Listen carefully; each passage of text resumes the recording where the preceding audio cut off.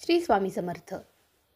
श्रीयंत्र, ज्याला आपण श्रीचक्र असं म्हणतो, हे हिंदू धर्मामधील अतिशय शक्तिशाली आणि पवित्र भौगोलिक यंत्र आहे. हे दिव्य ऊर्जा दर्शवतं आणि आपल्या आयुष्यामध्ये समृद्धी, ऐश्वर्य आणि आध्यात्मिक प्रगतीचा मार्ग खुला करतं. श्रीयंत्र हे 9 कोनांनी बनलेले आहे, जे एका मध्यवर्ती बिंदूपासून बाहेरच्या दिशेनं विस्तारलेलं असतं. हे त्रिकोण ब्रह्मांड, सृष्टी आणि पुरुष व स्त्री यांच्या शक्तीच्या संयोगाचं प्रतीक आहे. मध्यवर्ती बिंदू, ज्याला आपण बिंदू म्हणतो, तो सर्वोच्च चेतनेचं प्रतिनिधित्व करतो आणि संपूर्ण सृष्टीचा मूल स्रोत मानला जातो. मग आजच्या व्हिडिओमध्ये आपण ह्या श्रीयंत्राची संपूर्ण माहिती घेणार आहोत, ज्यामध्ये तुम्हाला हे श्रीयंत्र कसं निवडावं, त्याचा काय फायदा आहे, म्हणजेच त्याचं महत्त्व काय आहे, ते श्रीयंत्र कसं प्रतिष्ठापित करायचं आणि त्याचं पूजन कशा पद्धतीनं करायचं, हे श्रीयंत्र आपण श्रावणामध्ये का पूजणार आहोत, या सर्व गोष्टींची माहिती तुम्हाला आपल्या आजच्या व्हिडिओमध्ये मिळणार आहे. त्यामुळं व्हिडिओला न चुकता व्यवस्थित ऐका, कारण की श्रीयंत्राबद्दल आपण जेव्हा पूजा करत असतो त्यावेळेस आपल्याकडून कोणतीही चूक होता कामा नये. हे श्रीयंत्र म्हणजे साक्षात भगवान विष्णूंचा आणि शंकराचा आशीर्वाद असलेलं यंत्र आहे. त्यामुळे ह्याची पूजा आपल्याला न चुकता व्यवस्थितच करायची असते. चला तर मग आता व्हिडिओला आपण सुरुवात करूया. सर्वात अगोदर जाणून घेऊया ह्या श्रीयंत्राचं महत्त्व काय आहे. सर्वात महत्त्वाची पहिली गोष्ट म्हणजे हे श्रीयंत्र तुमच्या आयुष्यामध्ये आर्थिक प्रगतीसाठी मदत करतं. व्यावसायिक आणि करिअरमध्ये यश जर पाहिजे असेल तर तुमच्या देवघरामध्ये तुम्हाला श्रीयंत्र हे प्रस्थापित करावंच लागेल. या श्रीयंत्राच्या पवित्र रचनेमुळे प्रचंड ऊर्जा निर्माण होते आणि नकारात्मक शक्ती पूर्णतः नष्ट होतात आणि तुमच्या परिसरामध्ये सकारात्मकता येते. श्रीयंत्राचं तुम्ही जर ध्यान केल्यानं तुमच्यामध्ये मनःशांती, स्पष्ट विचार आणि आत्मजागृती होते. यासोबतच यंत्रामधील त्रिकोणांची रचना वैयक्तिक आणि वैश्विक ऊर्जाचं संतुलन राखत असते. त्यामुळे तुमची मनःशांती आणि तुमच्या आयुष्याला एक स्थिरता मिळते. श्रीयंत्राच्या उपासनेनं तुम्हाला सौंदर्य निर्माण होतं, तुमचं आरोग्य हे उत्तम राहतं आणि तुमच्या आयुष्यामधील कष्ट किंवा तुमच्या आयुष्यामधील जे दुःख आहे ते नाहीसं होण्यास मदत होत असते. आता जर तुम्ही बाजारामध्ये गेला तर तुम्हाला वेगवेगळ्या प्रकारची श्रीयंत्र किंवा त्याचे असलेलं एक मूर्ती, अशा सर्व गोष्टी मिळत असतात. पण हे जेव्हा तुम्ही श्रीयंत्र निवडणार आहात त्यावेळेस तुम्हाला पुढील महत्त्वाच्या गोष्टी ध्यानात घेऊनच ते श्रीयंत्र निवडायचं आहे. त्याबाबत तुम्हाला कोणतीही चूक करायची नाही. तर सगळ्यात महत्त्वाची पहिली गोष्ट म्हणजे याच्या मध्यभागी एक छोटा बिंदू असतो, जो आदिशक्तीचं प्रतिनिधित्व करतो आणि हा बिंदू स्पष्ट आणि केंद्रित असायला हवा, जो तुम्हाला व्यवस्थित दिसायलाच हवा. दुसरं म्हणजे तो या बिंदूभोवती 9 त्रिकोण एकमेकांमध्ये गुंतलेले असतात. यापैकी 5 त्रिकोण वरच्या दिशेला म्हणजेच पुरुष ऊर्जा आणि 4 त्रिकोण खालच्या दिशेला म्हणजेच स्त्री ऊर्जा तोंड करून असतात. हे त्रिकोण अचूकपणे काढलेले आणि समान प्रमाणामध्ये विभागलेले आहेत, याची सर्वात अगोदर तुम्हाला खात्री करायची आहे. त्यांची संख्या आणि दिशा ही योग्य असणं गरजेचं आहे. 5 त्रिकोण हे वरच्या दिशेला आणि 4 त्रिकोण हे खालच्या दिशेला, असे सगळे मिळून 9 त्रिकोण तुम्हाला त्या श्रीयंत्रामध्ये वरच्या बाजूला असणं गरजेचं आहे. त्रिकोणाच्या बाहेर 2 वर्तुळं असतात, ज्यामध्ये कमळाच्या पाकळ्या काढलेल्या असतात. आतील वर्तुळामध्ये 8 आणि बाहेरील वर्तुळामध्ये 16 पाकळ्या असायला हव्या. या पाकळ्या स्पष्ट आणि सममितीय असाव्या. सममितीय म्हणजे त्या एकसारख्या आकाराच्या असणं गरजेचं आहे. यानंतर सर्वात बाहेर एक चौरस असतो, ज्याला आपण भूपूर असं म्हणतो. याला 4 दिशांना समान आकाराचे आणि बाहेरच्या बाजूला तोंड केलेले दरवाजे असतात. हे दरवाजे स्पष्ट आणि व्यवस्थित असायला हवे. श्रीयंत्र हे सहसा तांबे, चांदी किंवा सोनं या धातूंमध्ये बनलेलं असतं आणि यामधील तांब्याचं जे श्रीयंत्र आहे ते अतिशय शुद्ध आणि उच्च प्रतीचं असं मानलं जातं. त्यामुळे बाकी कोणत्याही चांदी किंवा सोन्याच्या श्रीयंत्रापेक्षा तुम्ही तांब्याच्या श्रीयंत्र आणण्यावरती भर दिला तरीही चालेल. पैसे जाण्यापेक्षा तुम्हाला त्याची शुद्धता आणि उच्च प्रत ही जास्त महत्त्वाची आहे. आता सर्वात महत्त्वाची त्यानंतरची गोष्ट म्हणजे श्रीयंत्रावरील रेषा आणि आकार हे स्पष्ट आणि अचूक असायला हवेत. ते अस्पष्ट आणि एकमेकांमध्ये मिसळलेले नसून तुम्हाला प्रत्येक गोष्ट ही व्यवस्थितरित्या दिसायला हवी. आता आणखीन एक महत्त्वाची गोष्ट म्हणजे त्याचा आकार. तर हा श्रीयंत्राचा आकार छोटा किंवा मोठा हा कसाही असू शकतो. तुमच्या गरजेनुसार किंवा तुमच्या देवघरामधील जागेनुसार तुम्ही त्या श्रीयंत्राचा आकार कमी जास्त आणू शकता.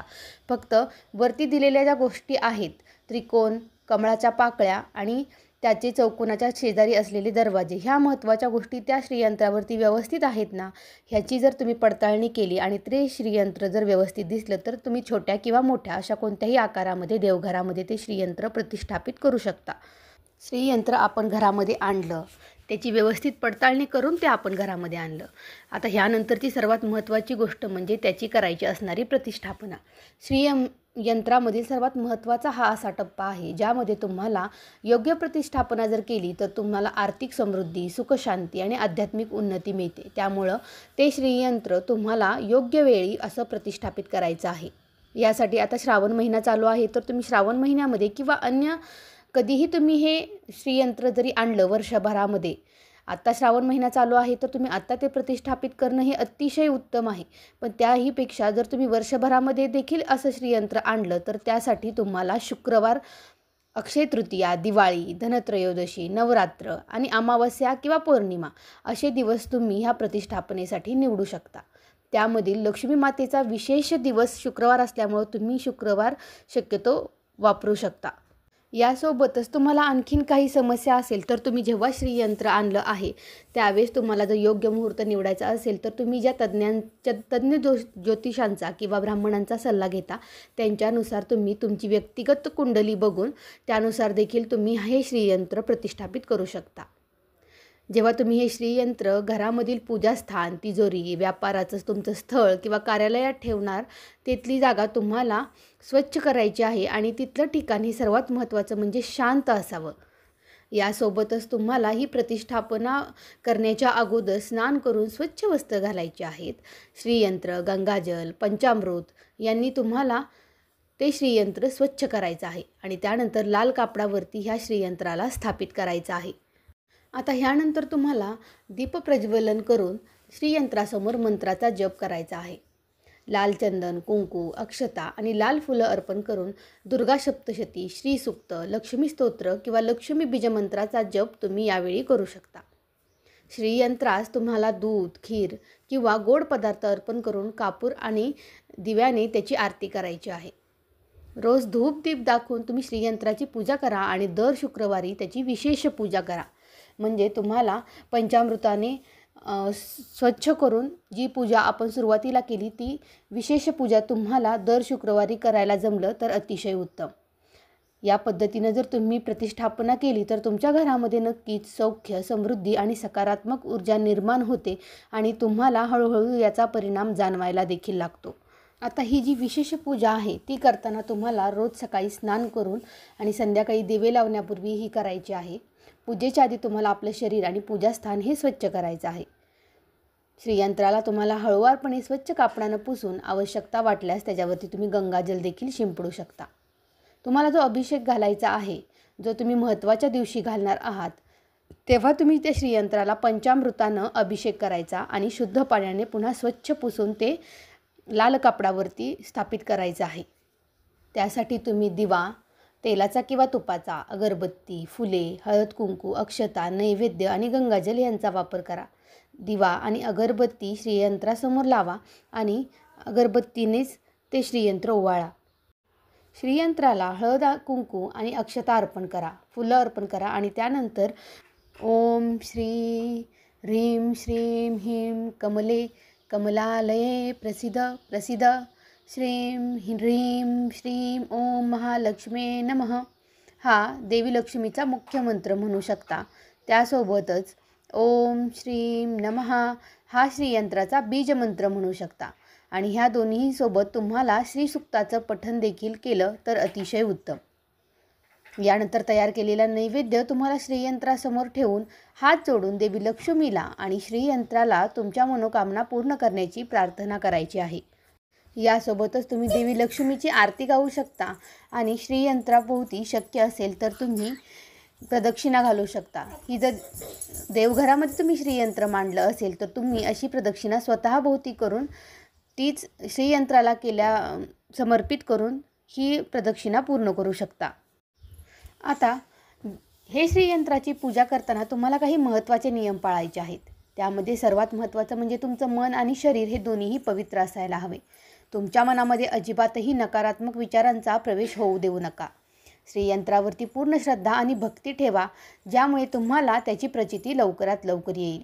फक्त औपचारिकता करायची म्हणून तुम्ही ही पूजा अजिबातही करू नका. तुम्हाला जर शक्य असेल तर रोज तुम्ही ही पूजा करा आणि खंड पडला तर नकारात्मक परिणाम होऊ शकतो. त्यामुळे तुमच्या पूजेमध्ये ह्या नियमितता असणं हे अत्यंत गरजेचं आहे. देवपूजा करत असताना ज्याप्रमाणे आपले मुख हे पूर्व किंवा उत्तर दिशेला असतं, त्याचप्रमाणे श्रीयंत्राची पूजा करताना देखील तुमचं मुख हे पूर्व किंवा उत्तर दिशेला असायला हवं.